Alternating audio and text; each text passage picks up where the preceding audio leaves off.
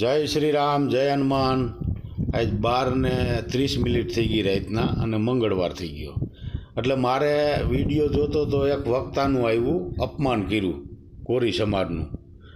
એટલે આપણે કોઈ કરુણાદાસને મોટું નથી થવા વિડીયો બનાવ્યો। હું વક્તાને એટલું જ કહેવા માગું છું, એ વક્તાને જેને શબ્દ કીધા છે કે ભાઈ કોરી સમાજ જેવો સમાજ નહીં થાય। હું તો આશ્રમ ચલાવું છું, મારે ત્યાં તો હરેક સમાજના આવે છે।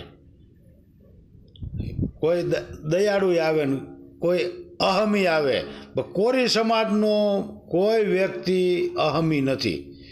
એ સમાજ દયાળુ સમાજ છે, કોરી સમાજ જેવો સમાજ નહીં થાય।